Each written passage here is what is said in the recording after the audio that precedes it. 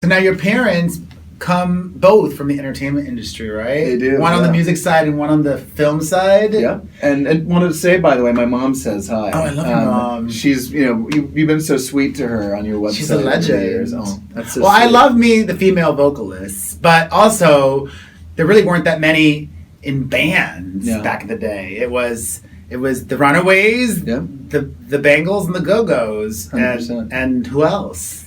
I don't think anybody else. That's it? Yeah. That really is it. I mean, the Runaways came first. Yeah. They were like... pioneers. Right, totally. And then the Go-Go's took what the Runaways had done, and they... Commercialized it more. The Go-Go's had the commercial success. The Runaways were kind of like a cult band. Yeah. But they were... But legends also. I love me some Joan Jett. Have you had any interest in pursuing either a career in music or film?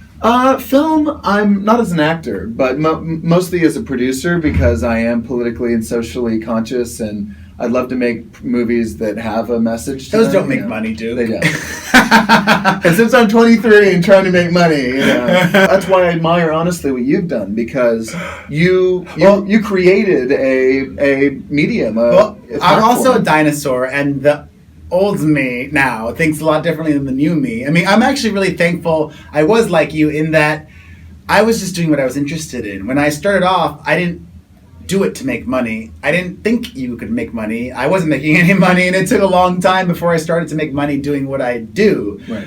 I just followed my interests. Yeah. And I'm thankful for that because I still love what I do. I still have fun going into the office each day. That's part of what I've tried to do, and that's why... You're a good schmoozer. Well, thank you. I mean, I try. It is a skill. It is a skill. Well, I think that, and this is what this YouTube series has been. Most of the people that, like, for instance, Patty Davis, Ronald Reagan's daughter, who I just interviewed. I know her. She has a new book. Oh. And, for me, obviously, my dad worked for Reagan back in the day, so that was a familial relationship. But, I want to take the advantages that I've had in my life and do something worthwhile with them, You're an only child? I am, yeah. And you grew up in France? Yeah. How long did you live there? Well, actually, I want to ask you about that because, I know your son, your beautiful boy, was born here, but then you guys moved to New York, yes. right? It's funny because my mom and dad, when I was born, made the similar decision that they wanted to leave LA and get out of town and move to Europe. But what I wanted to ask you relating to that is, how did your son's birth tie into the decision to make the move to New York? I mean, obviously, my son's birth impacted the reason why I moved to New York, but I don't think it had anything to do with him. I think it just had to do with me wanting more out of life. And he was the first step in that. Mm-hmm. I want more out of life. I've done what I've done, and I've been living my life a certain way for so long. I want to live bigger and better and brighter. And having a son and now a daughter was really important to me. And congratulations, thank you. By the way. And moving to New York was also really important to me because, in many ways, it was the opposite of Los Angeles. Mm-hmm. I love that I'm forced to be amongst the people. In Los Angeles, you're either home or in your car. There's not much interaction. You're in a bubble. I find New York City so inspiring. You leave your house, your apartment, and just see people, and you're exposed to so much, and there's so much to do. So I would do so much there. I go see every show. I've seen every show on Broadway, off Broadway. Hamilton? Well, I couldn't get a ticket to Hamilton. I haven't seen it. It's just that everybody I talk to is you have to. I couldn't get a ticket to Hamilton. Ugh. I'll go see it eventually. Absolutely. Yeah. But no, I love New York, and I think you're right. In the same way that you say how real New York is. My mom and dad were we want to move him away from Well, I don't think it's that Los Angeles is fake. I just think it's the geography of the city. Totally. So in New York City, because people have smaller living spaces, they like spending as much time outside of the house as possible, or more time maybe.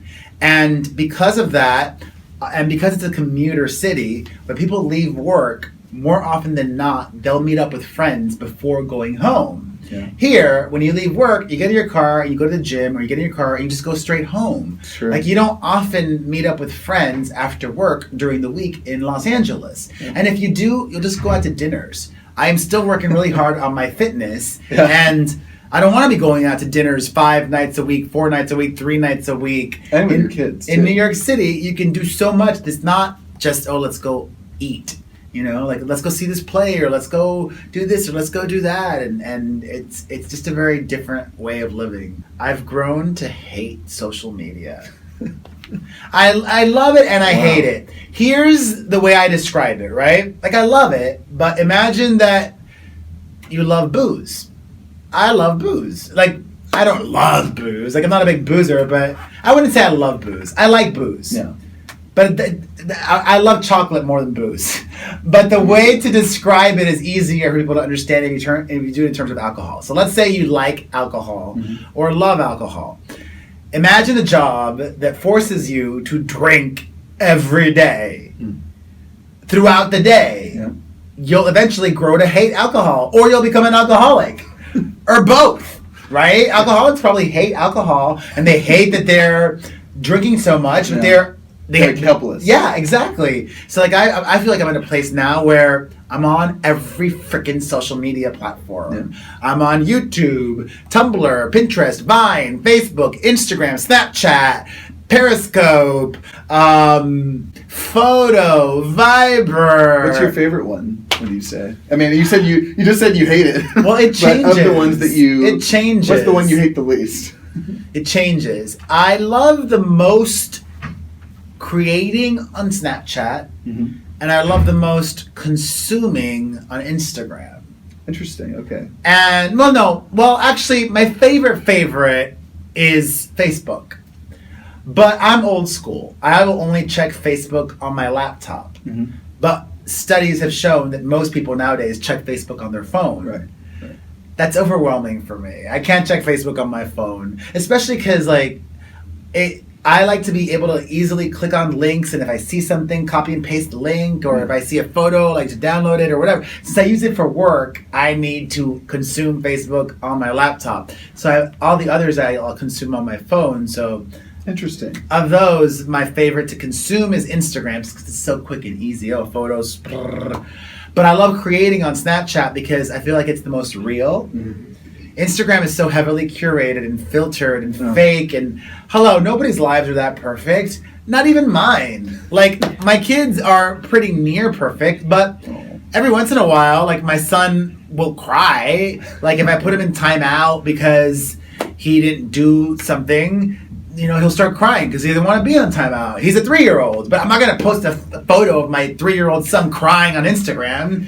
There are so many, not just YouTubers, but there's so many Instagram people that have millions of followers. Yeah. I think 2016 and forward will be really interesting for all those people, because the more YouTubers with large followings there are, and the more Instagrammers with large followings there are, the less special and valuable and important each one is individually. Just because there's so many. Oh, another Instagrammer with 2 million followers? There's so many. And also, it has become kind of you can be, in a way it's empowering, I think, but on the other hand, it's interesting how someone can be a completely normal person, anonymous, and have 2 million followers on Instagram, because there are tried and true things that work on Instagram. Like youth. So being young gives you an advantage, and being hot. Young and hot works really well on Instagram. So if you're posting shirtless photos, if you're a guy, or if you're posting bikini pics or booty shots or makeup stuff. Yeah. People love that crap. I love that crap. My God. I follow... Oh my God. I follow too many hot dudes on Instagram. I'm not complaining. It's amazing to me. Barack Obama, the President of the United States, has 3 million, or no, maybe a little more, maybe 10 million now, Instagram followers. Kylie Jenner has 45 million. More, 50 million. Yeah. Don't get me started. And look, I respect that Kylie is popular and has a big following, whatever. But the fact that you can be president of the United States and you have nowhere near the amount that a model has is pretty amazing. She's not the model. Well, Kendall's the model. Kendall's the... Yeah. Kylie is... She sells lipstick and is on a reality TV show. She's a reality TV star. I'm not knocking... Yeah. her. I mean, well, for me, one of not even one of the reason I decided to get in shape was because I wanted to get laid. Gay men are even worse about body image than women. Like, they are worse. Yeah, they are worse. People probably don't believe that or don't know it. It's true. Oh my God. It's a brutal. And I'm guilty of that too. I'm the first to admit it. I probably wouldn't want to date a fat person. Yeah. That's why I got my fat ass in shape. Well, I wanted to ask you, number one, because as I said earlier, You're looking great. Thank you. But you were an inspiration to me thanks. because I remember when you did I remember your first shirtless picture that you posted, and it went ultra viral. A long time ago. But how have you maintained that, and what would you say are the biggest things, both physically and mentally, that have allowed you to maintain it and continue? Well, every single person is different. First and foremost, for me, I have to be super. And actually, I think most people are. You just need to reprogram your brain to eat healthily. I don't diet. I just eat healthy almost all the time. Wow. I rarely cheat. And then when I cheat, I really cheat. And sometimes when I cheat, I can't stop cheating. Do you drink? Oh, yeah, but I consider that cheating. Yeah. So, I see, okay. So I don't even drink that much.